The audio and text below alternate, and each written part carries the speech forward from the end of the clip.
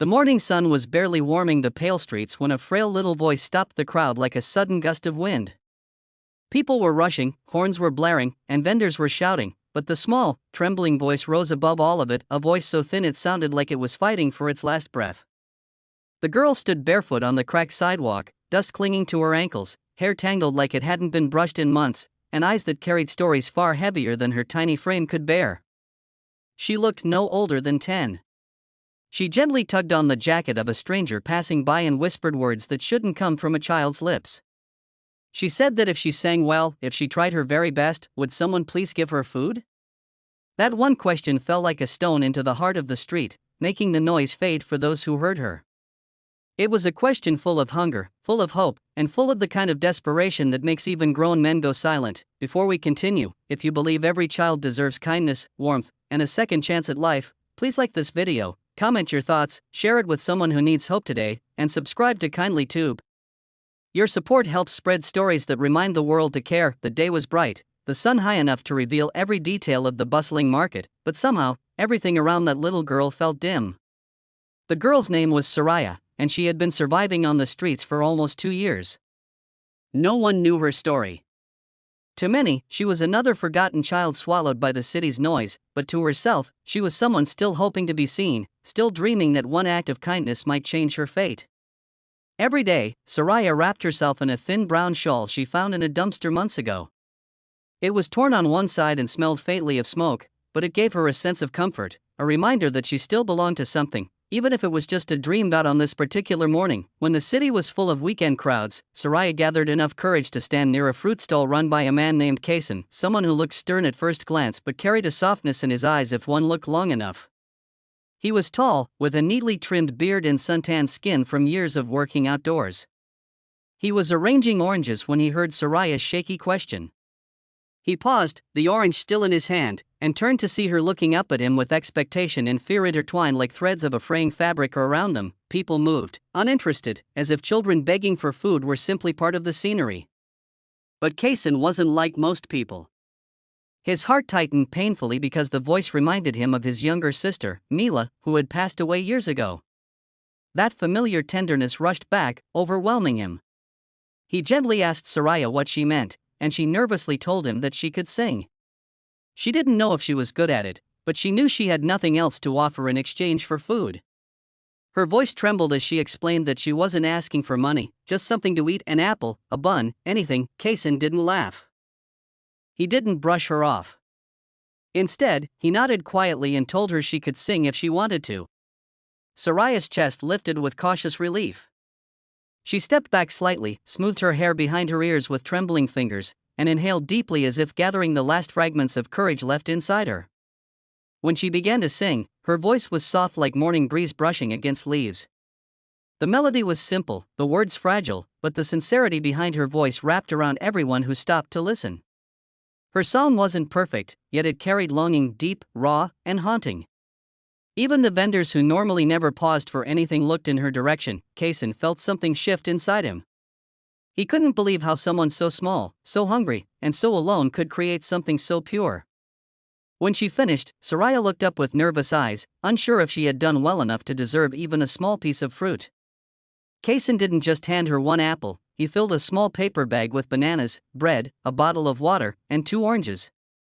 Soraya stared at the bag like it was more treasure than food. Her lips parted in disbelief. No one had been this generous in so long that she almost didn't remember what kindness felt like. She slowly took the bag with both hands, as if it might disappear if she moved too quickly, and tears filled her eyes, not loud or dramatic, just silent drops slipping down as she whispered thank you. Kaysen told her she could stay near his stall if she needed shade. He didn't pry, but he offered her a place to rest because something told him she hadn't truly rested in a long while. Soraya sat down on a wooden crate, clutching her food bag like it was precious. As she ate small bites, trying to save as much as possible for later, Kaysen kept watching her out of the corner of his eye. He noticed how she flinched when people walked too close, how she looked around constantly as though afraid someone would steal her meal. This was not the behavior of a carefree child, this was the instinct of someone who had been fighting for survival. As the day continued, the warmth of the sun softened into afternoon light, and Soraya stayed near the stall. She didn't ask for more food. She didn't beg. She simply sat quietly, humming tunes to herself, weaving melodies as if the music protected her. Customers noticed her presence. Some smiled, while others looked away, but no one disturbed her. Later, when crowds thinned, Kaysen approached and offered her another piece of bread, not out of pity but to show her she was welcome. Slowly, Soraya began to trust him enough to share pieces of her story. She explained she once lived with her uncle, but he worked long hours and couldn't take care of her after his own hardships grew unbearable. One day he left, saying he would return, but he never did. Soraya wandered into the city, believing she would find help, but instead found a world that rarely stopped to care. She slept under bridges, behind food stalls after closing, and sometimes in abandoned buildings. She learned that singing was the only thing people didn't immediately shoo her away for, so she clung to it like a lifeline. Kaysen listened quietly, each word deepening the ache in his chest. He had lost people too.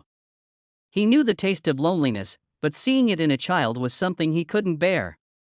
Without making promises he couldn't keep, he told Soraya she could come back every day.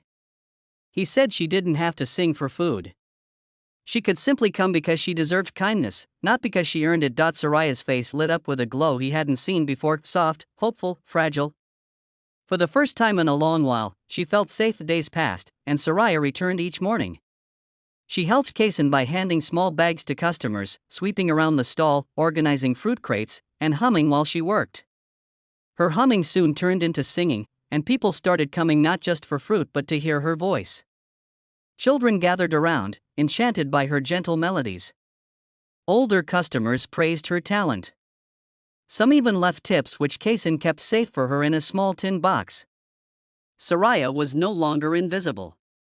She was becoming a familiar piece of the community, someone people looked forward to seeing. One day, a local music teacher named Arwen stopped by. She had short black hair, sharp eyes, and a calm voice that carried authority. She listened as Soraya sang while arranging fruit, her voice soft but naturally beautiful.